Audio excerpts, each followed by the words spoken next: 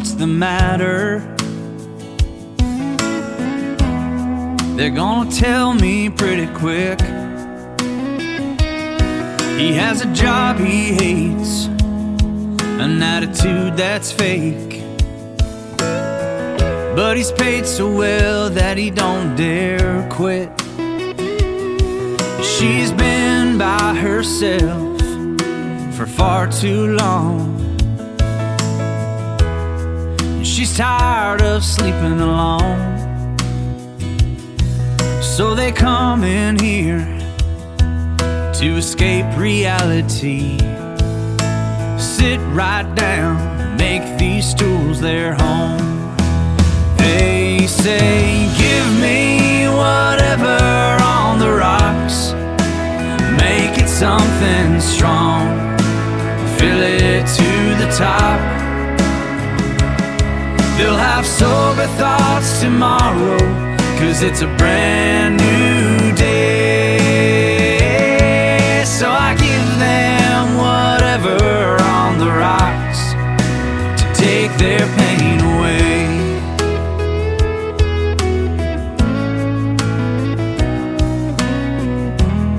They never know how they got like this. They wonder what went wrong.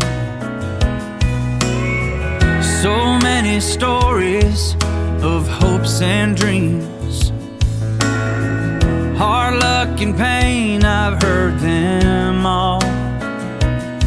One voice sounds like the other, faces get lost as the years keep passing by.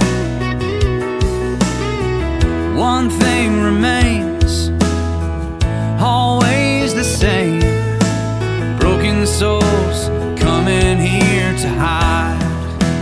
They say, give me whatever on the rocks, make it something strong, fill it to the top. They'll have sober thoughts tomorrow, 'cause it's a brand new day. So I give them whatever on the rocks to take their pain away.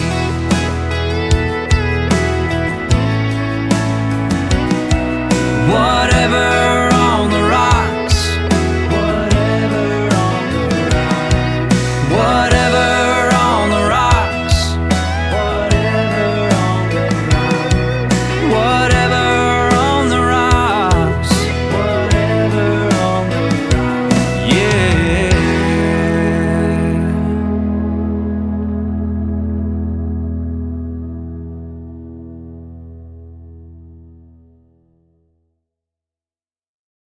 Thank you for joining us on this great episode of the Live Drive with the Native Guy. Boy, howdy, we've got a great guest who's going to join us today. He's going to be here in Studio TP1.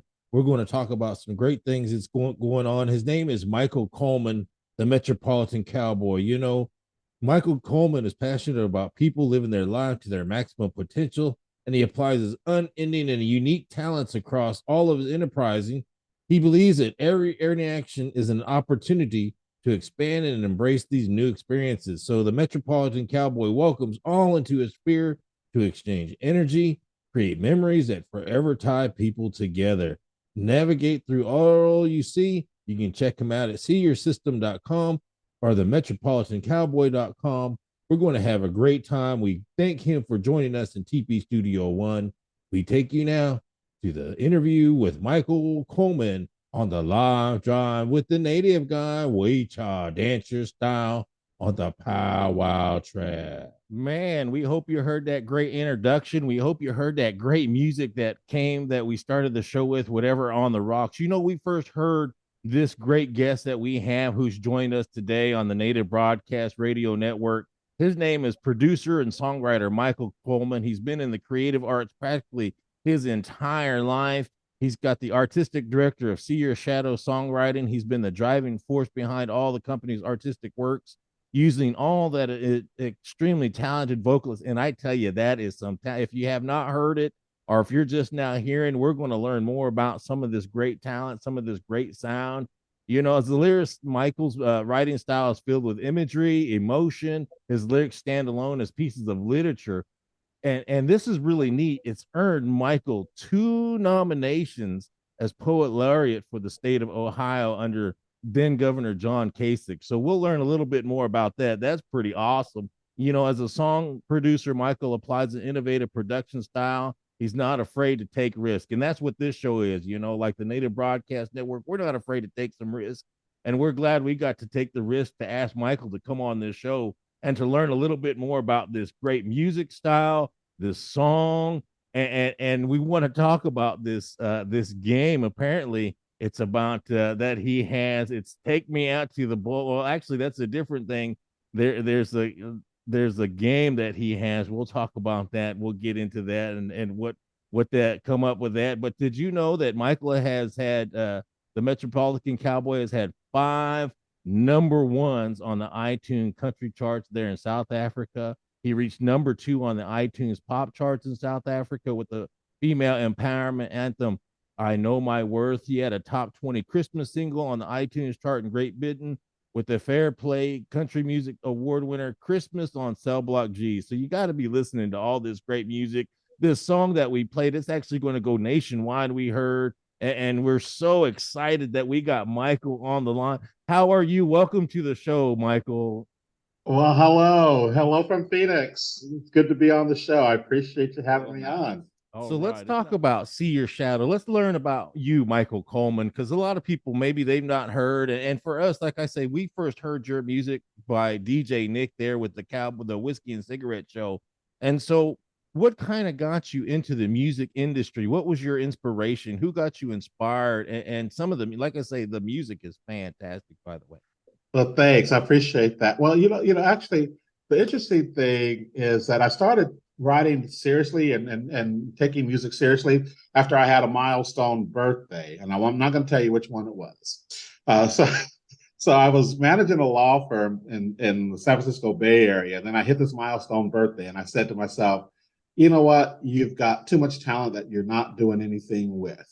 So I'm going to start doing something with my talent, and then that's when See Your Shadow was launched shortly thereafter, and it's just grown into the entity that we have today. When I first started See Your Shadow, I wanted to set myself aside from other writers trying to break into the Nashville market, because everybody's trying to break into that market. And so instead of being Joe Blow the writer presenting my work to the Nashville market, I created the entity known as See Your Shadow. And so we always created, it was just me at that time, I was just by myself.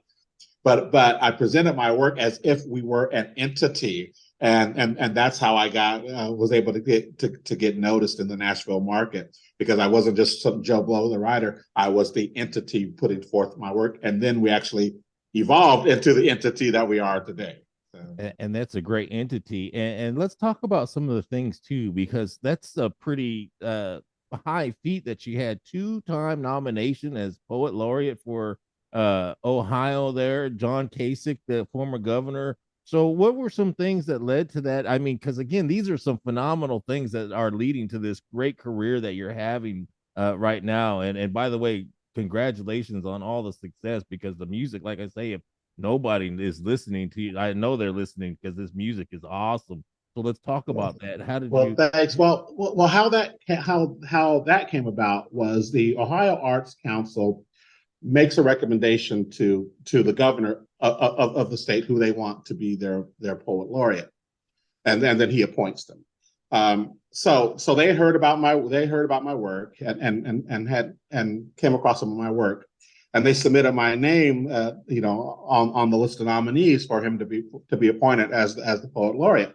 It's the only professional songwriter ever to be on that list. I didn't get the appointment, unfortunately, but just to make it that far for consideration is very significant, especially seeing how, like I said, I was the only professional songwriter who was on that list, and not only once but twice. And so it's quite an achievement, and I was really proud of that. And that is a big achievement because, again, to get that kind of recognition from one of the state's highest officials, to be able to go that far, nominated that far, that means there's that sound has always been with you. And I like the fact that even on your website, and that's at seeyourshadow.com, and we'll make sure people know where you're at, and we'll make sure that you get to promote that your information and everything, because it says you're edgy. You like to go outside industry norms and be edgy. So tell us a little bit about some of what made you decide to do these edgy and risky things, because that seems to be a good thing, actually. Yeah, and I've just always been never. Well, first thing, let me say this. One of the pieces of advice that I always give people is I say, never apologize for the art that you create. Your job is to create it and then let the chips fall where they may. And so, with that said, whenever I feel a project, no matter what it is, I just run with it. And a good example, a couple of examples of that is that See Your Shadow was actually the first music organization to combine country and western and hip hop. Wow. We did that for our recording Like a Kid Again, which was featured in the movie H2INDO, which is a feature produced out of Hollywood. And so when I decided to put that together as a producer, everybody in the studio thought I was absolutely nuts, because how the track came about was we were practicing for another song that we were going to record, and it was just an impromptu jam session with the musicians.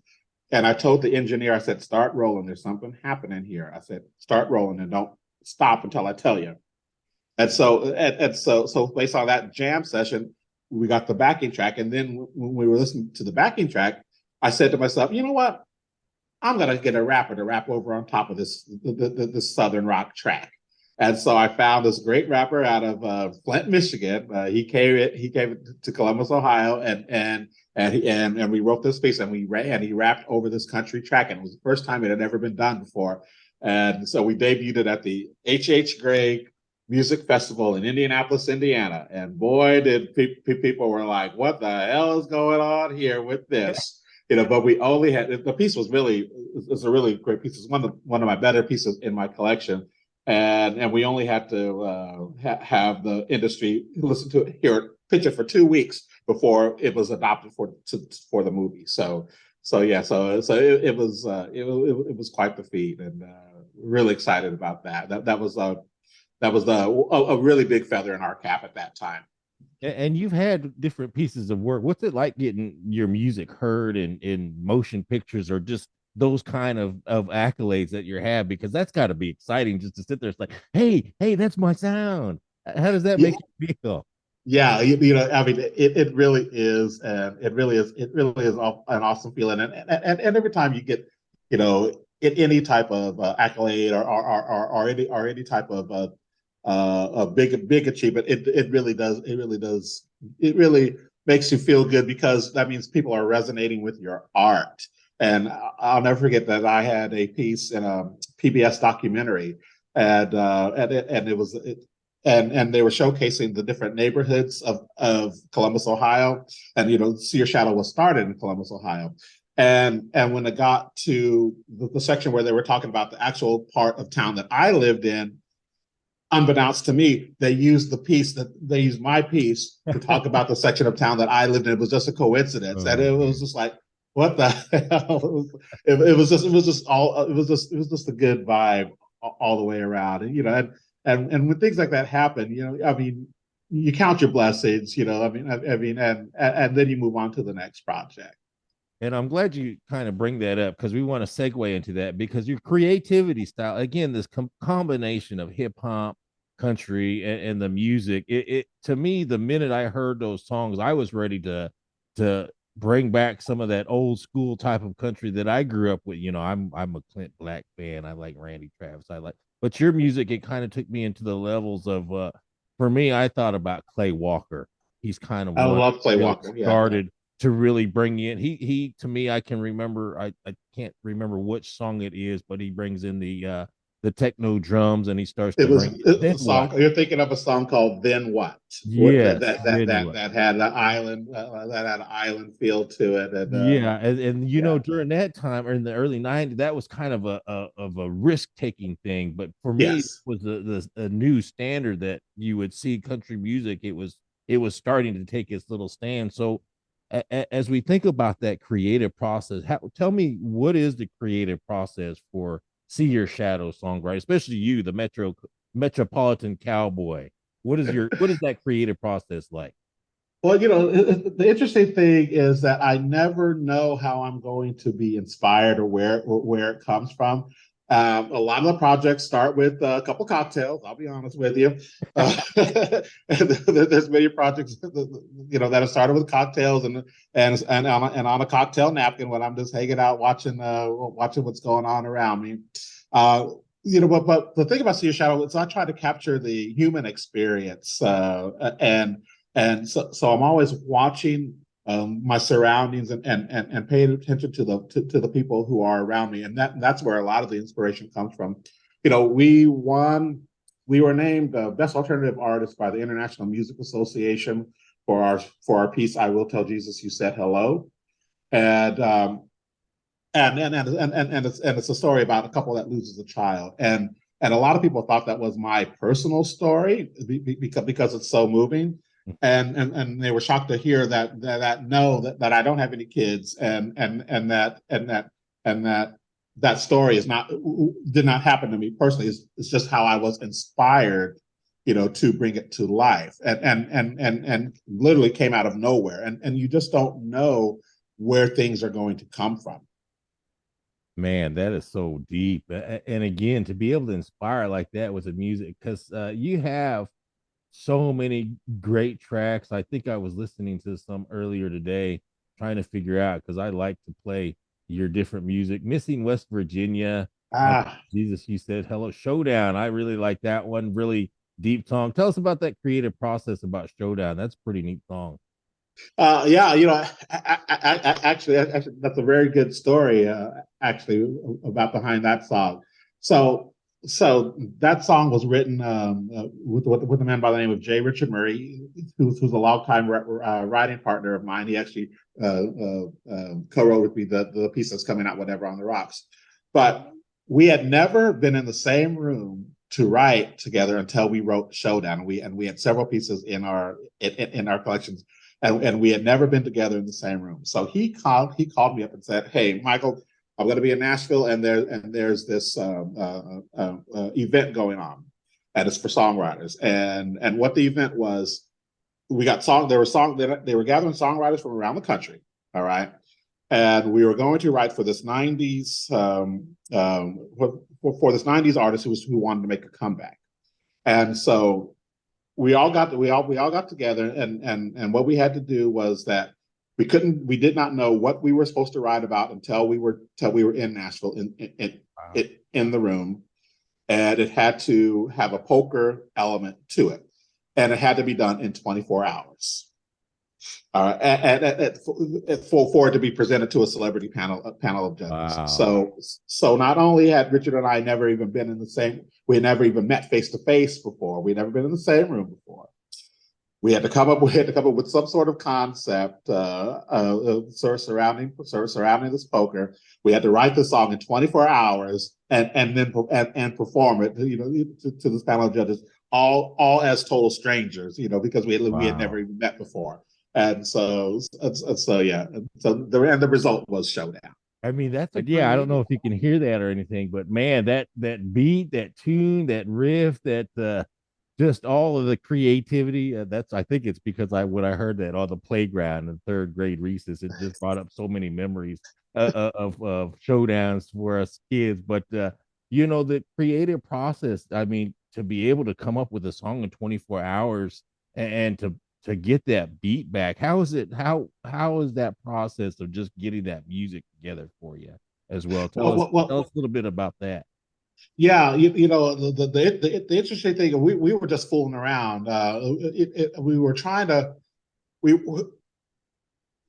like I said, it all depends. And for that particular piece, we were just all together, and we were just like, okay, what are we gonna do? What are we gonna do? And I think somebody started beating on the actual guitar, the instrument itself, and then I think Richard started picking, and then it just all came together, and we knew we wanted to have something that was that the others weren't going to be displayed, and so we knew we wanted to have it up tempo. We knew we wanted to have it be a little edgy and rocky. So we just all got together and just started fooling around, and then that was the result. And that was a good song. And I want to ask you about this edgy rug burn that I kind of want to learn about and tell the audience about. So what come up with this idea, and how did it come into a game, and who brought it into this game? Because again, it's again, that goes into this edginess that we talk about, this Metropolitan Cowboy, because again, this is, if your children are listening, you might want to turn away a little bit. Yes, well, edgy. Definitely. So tell us a little bit about this game and the idea of rug burn. Well, we're gonna have to, let's go back a little bit. So rug burn was a song that I wrote for this dance and disco duo. Red Carpet Premiere, when it was first released, was Red Carpet Premiere, and the song was Rug Burn. And so a club DJ approached me, had heard about me, and approached me and said, "Hey, we should work together. I got this track that I want you to listen to." And so I'm like, okay, I'll listen to it. And so I really liked the track, and so I'm like, I could do something with this. I could produce something with this. And so I was inspired to come up with the song Rug Burn. And when we went to the studio to produce it, I said, well, first of all, let me say this. It was for an LGBT specific audience. That was the audience. All right. So I said, you know what, they really like the big disco divas and whatnot. So I was gonna have a woman sing it. And then I said to myself, you know what? No, this is their target audience. Our target audience is this particular group. I'm going to have a man sing it because the song is about oral sex, and so like we're going to take it. It was already edgy in the lyrical content as on its own, and then I said, you know what, we're going to take that edginess one step further, and I'm going to get a guy to sing this song. And so we got this great vocalist. His name was Brent Fabian, who knocked it out of the park. And so when it came down to do the video, all right.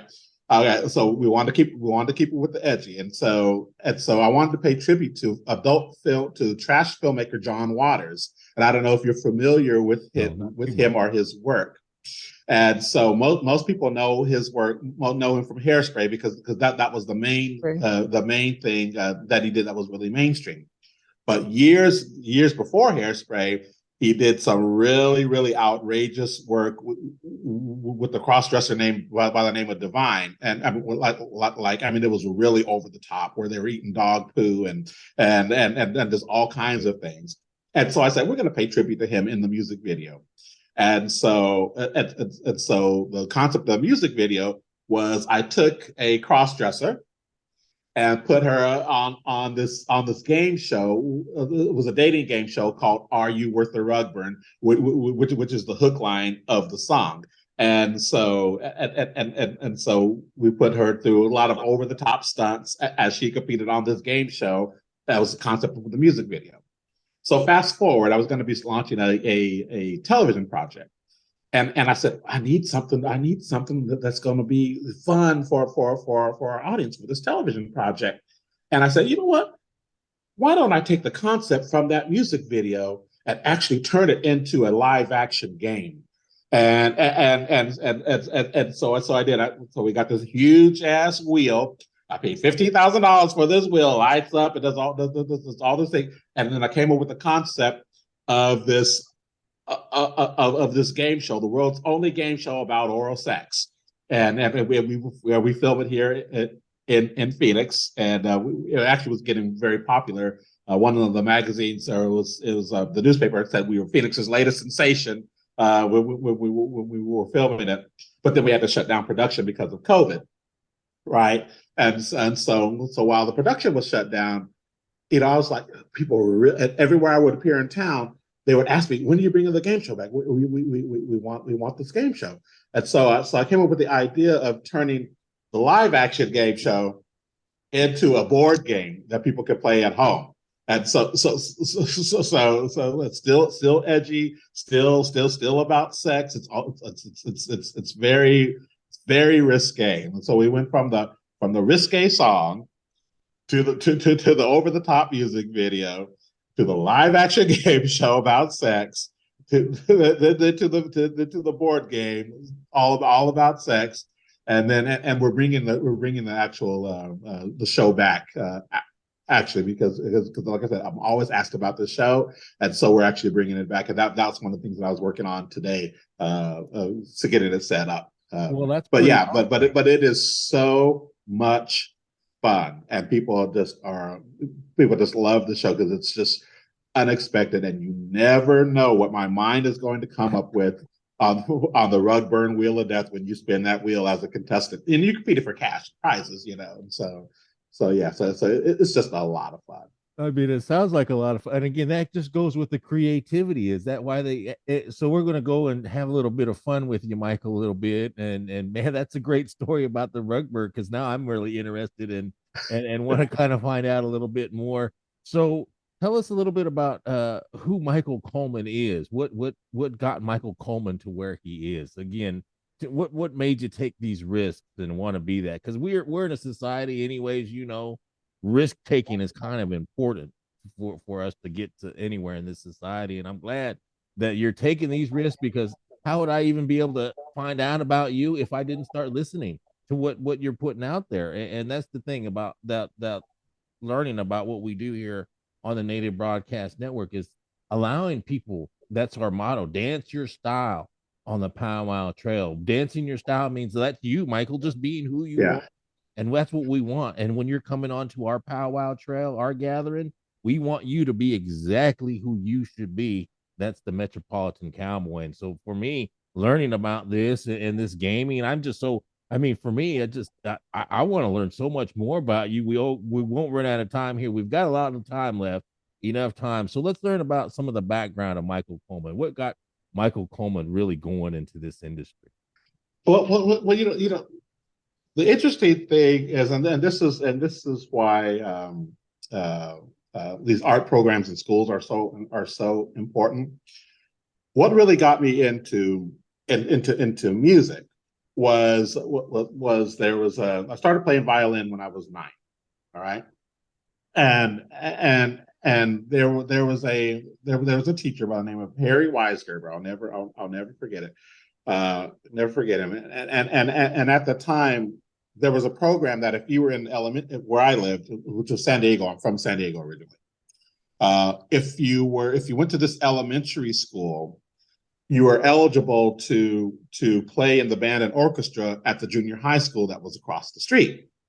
And so so he came to the elementary school recruiting and talking up the orchestra and whatnot. And I was so moved by him at that age that I immediately went home and asked my mom, hey, I want to do this. And of course I got all the pushback because stuff costs money, But the good thing about the program was that they provided the instruments, and so while she was grilling me about how this could not be done and why it could be done, I was firing back with all the positives, and then the instrument violin just popped out of my mouth. I was like, "Why can I play the violin?" And then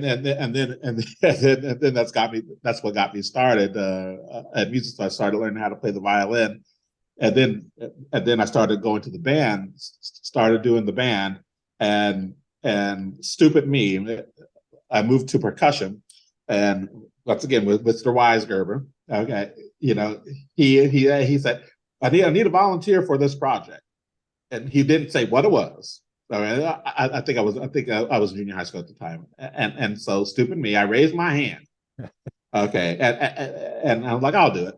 Okay, and so the project was to learn how to play the xylophone, all right, and be the featured soloist at the band's Christmas concert that year. And I was just like, oh my goodness, what have I signed up for? And so I started, learning the percussion instruments, and then did the solo, and it was the first time I got a standing ovation. I was so nervous, and so then I just continued on from there. Now, how I started merging the two was when I started writing poetry when I was in high school, and I actually won a statewide contest. And this is an interesting story about how I won this contest. So I forgot about this assignment that was due. All right, for my English class, and my English class was fourth period, and I go to homeroom, which is my first period. I'm just like, oh shoot, I have this poem that's due in a couple of hours. So I end up scribbling this poem. It's called Neapolitan Harmony, because we had ice cream for dessert the night before, and it was Neapolitan ice cream, and so I wrote this poem about race relations using the flavors of the ice cream as a metaphor. Wow. All right. And I got an A on. I got an A on it. Not only did I get an A on it, but unbeknownst to me, my English teacher submitted it to this national to the statewide poetry competition, and I won it. And the significance of that is that was just something that just came to me all of a sudden. While I was in a panic because I didn't have the assignment that was due, so that kind of told me that I had a natural talent for poetry. And then fast forward years later, I just combined the two in order to become a professional songwriter. I thought it was a natural progression. I already had the talent for one, and then I was already loving the other, and so I just merged the two, and then that's how actually I said to myself, well, I'm going to actually try to become a professional songwriter. And we're glad you did, because we would miss out on some great music that we have. And I hate to tell you this, but we're running out of time, Michael, and we could talk forever, I think, about some of the different things. So let's find out a little bit about your website, how people can find you, and some of the songs, because you've got some exciting things that are about to happen with some of your songs, like one of these songs that are about to come on, Whatever on the Rocks. Tell us a little bit about that, and man, that is a great song, by the way. Thank you. And Thank you. It says you wrote that, and J. Richard Murray, did they write that as well? Man, that is. Let's talk about that, and then let's find out where people can find you, where people can get a hold of you and experience the Metropolitan Cowboy.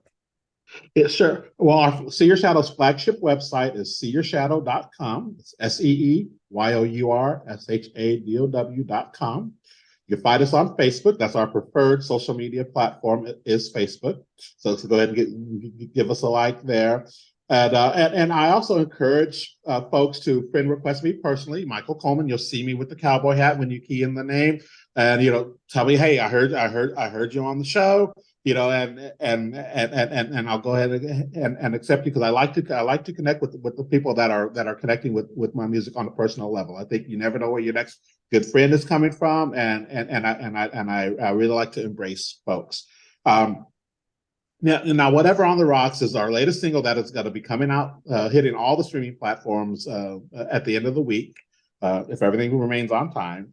And it's a follow-up to our hit "Crazy Things Like That," which was our last number one. We've had 5 number ones on iTunes, and we've had three top 10 independents on the radio charts here in the States. And so we're really excited about it. We're trying to go for 4th with "Whatever on the Rocks," and it's a song told from a bartender's point of view about his customers. Wow. And I actually wrote the piece. The original piece was based on a poem that I wrote when I was nursing a broken heart and doing a lot of drinking. Didn't get any country or more country than that. And so when I decided to turn that into a song, I said, let me flip things around. and then make it an homage to all the bartenders that were serving me at that time, and it tells it's the bartender's story through their eyes and how they see their customers, because Wow. when you're being served by a bartender, and you can go to any bar anywhere in the world, and there's the same type of customer base that people are dealing with, and whatever on the rocks talks about that.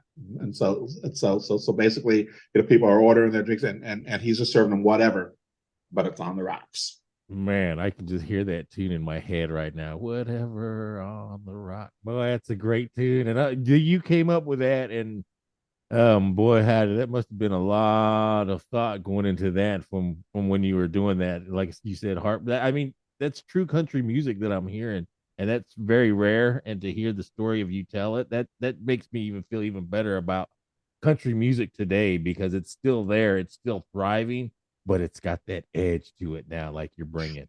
Yeah. You know what? I think that one of the biggest complaints that a lot of country fans have is that the music has lost the emotion of it, and that's the beauty of the stuff that See Your Shadow creates. It is that it's full of the emotion that people have been hungry for. Most modern stuff doesn't make you feel. It's more poppy. It's more bubblegum.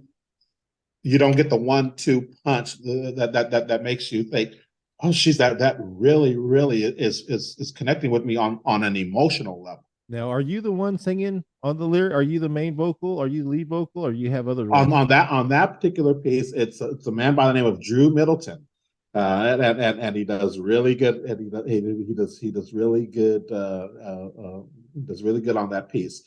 My voice is more of a bass, and so I tend to stay behind the scenes until I need to step out and project my type of voice. That's how I feel. I feel like I'd be the guy who's on the Oak Ridge Boys. I'd be the low bass guy. That's who I'd be. That's who I'd be.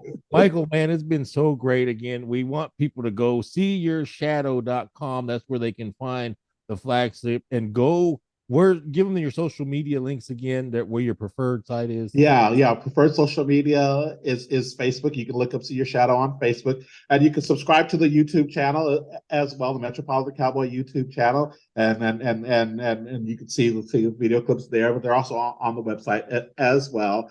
And if you're brave enough, you can search "Are You Worth the Rug Burn?" And you can find clips of the show there, or you can go to the metropolitancowboy.com, and we have clips of the Are You Worth the Rug Burn game show on there as well. Yeah, you got to be a little bit of a certain age, but it's a great stuff. I've been perusing everything, and Michael, it's been great having you. We wish you great success. Like I say, there's going to be some great things with this music that they're coming out, and whoever. For me, again, whatever on the rocks, just hearing the story about that, I'm going to go tell some friends about that. Maybe they're going to start playing this in their hubs more often. That's what we want to do, is get that goal. So in the final 1 minute, are there any parting words that you can leave your fans and the audience? Yes. I will leave your audience with this. Always be true to who you are, and never apologize for who you are. Loving yourself means you love what's good about you, and you also love what's bad about you, and you never apologize for either one. And we appreciate Michael for joining us. Michael, we thank you, and we hope to see you somewhere. And remember, you're always welcome here to Powwow Trail, because everybody's allowed to dance their style, and we want to do more dancing to your music.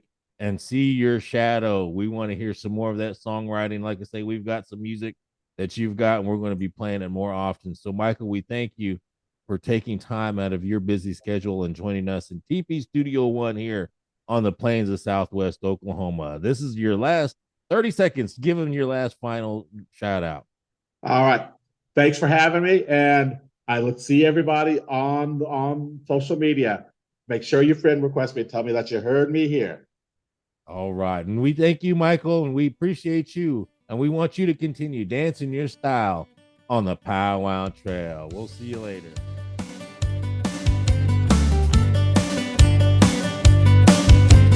No shoes, no shirt, afternoon off early from work.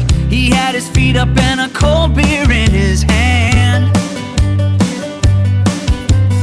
Raincoat, thighs, waiting on his porch outside. Just left the Victoria's Secret store. He picked up his phone and read her text. Running to the front door, almost broke his neck.